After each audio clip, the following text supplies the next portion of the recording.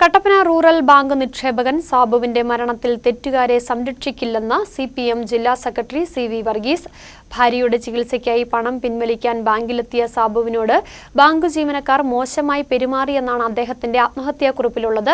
ഇക്കാര്യത്തിൽ ജീവനക്കാർ കൂടുതൽ ജാഗ്രത പാലിക്കേണ്ടിയിരുന്നു. ഇക്കാര്യത്തിൽ അദ്ദേഹത്തിന്റെ കുടുംബത്തിന് നീതി ലഭിക്കണം. തെറ്റുകാരെ പാർട്ടി ഒരിക്കലും സംരക്ഷിക്കില്ല. ശക്തമായ പോലീസ് അന്വേഷണം നടക്കുമെന്നും അദ്ദേഹം മൂന്നാറിൽ മാധ്യമപ്രവർത്തകരോട് പറഞ്ഞു.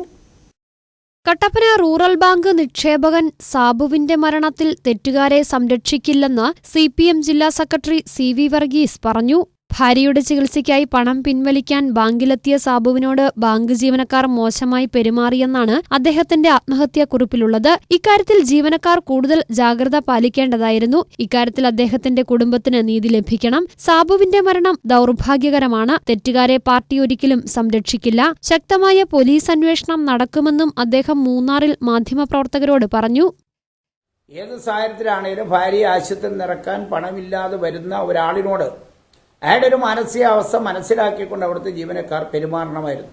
ഇനി അങ്ങേര് ഇത്ര കൂടുതൽ ഇച്ചിരി പ്രകോപനമായി പറഞ്ഞാലും ഇച്ചിരി പ്രകോപനപരമായി ചിലപ്പോൾ അയാൾ പ്രതികരിക്കും. അങ്ങനെ പ്രതികരിക്കുകയാണെങ്കിലും അയാളെ സ്വാതന്ത്ര്യപ്പെടുത്താനുള്ള ബാധ്യത ജീവനക്കാർക്കുണ്ട്. അത് ചെയ്യണമായിരുന്നു. അന്വേഷണം നടത്തി അന്വേഷണത്തെ തിരിച്ചുവിടാൻ ആഗ്രഹിക്കുന്നില്ല. പോലീസിന്റെ അന്വേഷണം ശക്തമായി വരണമെന്നുള്ളത് തന്നെയാണ് അഭിപ്രായം. അന്വേഷണത്തെ അടിസ്ഥാനത്തിൽ വന്ന അതനുസരിച്ച് നിലപാട് ഞങ്ങൾ സ്വീകരിക്കും.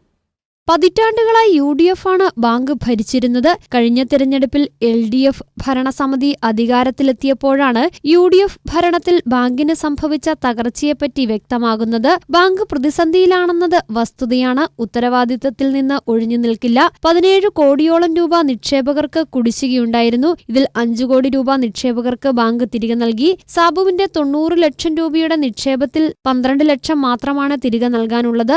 എല്ലാ മാസവും നിശ്ചിത തുക സാബുവിന് തിരികെ നൽകിയിരുന്നു. ബാങ്കിൽ പണം പിൻവലിക്കാനെത്തിയ സാബുവും സിപിഎം ജില്ലാ കമ്മിറ്റി അംഗമായ വി.ആർ. സജിയും തമ്മിലുള്ള സംസാരത്തിനിടയിൽ ഉയർന്നുവന്ന ചില വാക്കുകൾ ഉയർത്തിക്കാട്ടി സിപിഎമ്മിനെ ദുർബലപ്പെടുത്താനുള്ള ശ്രമം ജനങ്ങൾ തിരിച്ചറിയണം. സാബുവിന് ലഭിക്കേണ്ട പണം അടിയന്തരമായി തിരികെ നൽകാൻ ഭരണസമിതിക്ക് നിർദ്ദേശം നൽകിയിട്ടുണ്ട്. നിക്ഷേപകന്റെ ദാരുണ മരണം രാഷ്ട്രീയ ആയുധമാക്കാനാണ് യു.ഡി.എഫും ബി.ജെ.പിയും ശ്രമിക്കുന്നതെന്നും അദ്ദേഹം പറഞ്ഞു. News bureau, Munnar.